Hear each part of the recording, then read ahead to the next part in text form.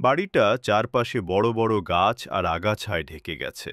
দিনের বেলাতেও সেখানে অদ্ভুত এক অন্ধকার জমে থাকে। স্থানীয়রা বলে ওই বাড়িটা অভিশপ্ত। বহু বছর আগে এক ঝড়ো রাতে জমিদার পরিবারটির সকল সদস্য হঠাৎ করেই উধাও হয়ে যায়। দরজা জানালা খোলা, খাবার টেবিলে সাজানো, অথচ মানুষ নেই। তারপর থেকেই বাড়িটা পরিত্যক্ত। তবুও কৌতূহল নিয়ে মাঝে মাঝেই কিছু তরুণ তরুণী সেখানে ঢোকে। একবার কয়েকজন কলেজ পড়ুয়া সিদ্ধান্ত নিল ভুতুড়ে বাড়ির আসল রহস্য তারা উদ্ঘাটন করবে। এক শীতের রাতে তারা হাতে টর্চ নিয়ে ঢুকে পড়ল ভাঙাচোরা ফটক পেরিয়ে।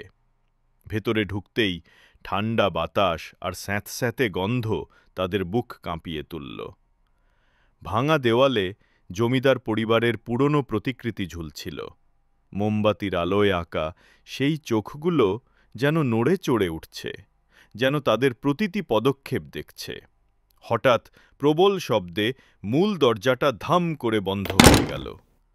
বাইরে কোনো ঝড় নেই, কোনো হাওয়া নেই, তবুও এমন শব্দ। তারা ভয়ে সিঁড়ির দিকে তাকাতেই শুনতে পেল ছন ছন ছন। এক নারীর নুপুরের শব্দ। ধীরে ধীরে ওপরের তলা থেকে নামছে কেউ। লাল ফাটা শাড়ি গায়ে, লম্বা এলোমেলো চুলে ঢাকা মুখ। টর্চের আলো তার শরীর ভেদ করতে পারছিল না, যেন সে আলো গিলছে। মেয়েটি থেমে ফিসফিস করে বলল, তোমরা এখানে কেন এসেছ? মুহূর্তের মধ্যে একে একে নিভে গেল সব টর্চ লাইট। চারপাশ অন্ধকার, শুধু ভেসে এলো খিলখিল হাসির শব্দ, যা শির দাঁড়া পর্যন্ত ঠান্ডা করে দেয়। পরদিন ভোরে গ্রামের লোকেরা বাড়ির ফটকের কাছে পড়ে থাকতে দেখল সেই বন্ধুদের জিনিসপত্র, টর্চ, মোবাইল, ব্যাগ। কিন্তু তাদের কোনো চিহ্ন পাওয়া গেল না।